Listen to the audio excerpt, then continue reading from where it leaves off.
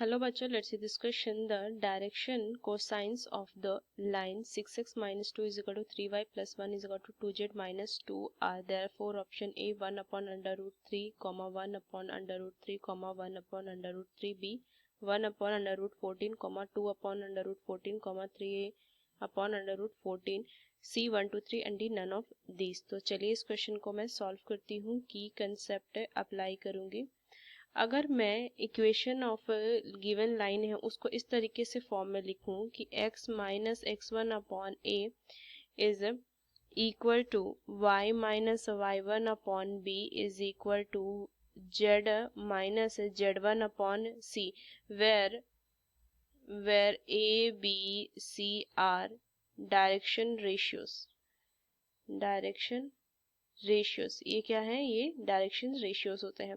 और अगर मुझे डायरेक्शन कोसाइन फाइंड करना हो, डायरेक्शन कोसाइंस फाइंड करनी हो तो ये क्या होता है, एल एम एन होता है। ये एल तो एल क्या हो जाता है ये वैल्यू ए अपॉन में under root A square plus B square plus C square M is equal to B upon में under root A square plus B square plus C square and N is equal to C upon में under root A square plus B square plus C square. तो ये चीज़ें ध्यान में रखनी है, इस क्वेश्चन को सॉल्व करेंगे।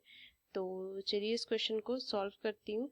तो सबसे पहले अगर मुझे जो इक्वेशन दिया हुआ है 6x minus 2 is equal to 3y plus 1 is equal to 2z minus 2 दिया हुआ है तो इसको इस फॉर्म में लिख सकते हैं। 6 common is x minus 2 upon 6 is equal to 3 common the y plus में 1 upon 3 is equal to 2 common z minus 1। So इसे अगर मैं फिर से लिखूं तो क्या लिख सकती हूँ, x माइनस 1 अपॉन 3 और ये कितना हो जाएगा, ये 1 upon 6 is equal to y plus 1 upon 3 a upon में 1 अपॉन 3 लिख सकती हूँ मैं is equal to z minus 2 upon में 1 अपॉन 2। सो देखिए यहाँ से इसको मैं क्या लिख सकती हूँ, 1 अपॉन 6 से 1 अपॉन 3 है। सो ये हो जाएगा x minus 1 upon 3 upon 1 is equal to y plus 1 upon 3 upon में 2 is equal to z minus 2 upon में 3। ये लिख सकती हूँ। तो डायरेक्शन रेशियो 1 2 3 तो निकल गया।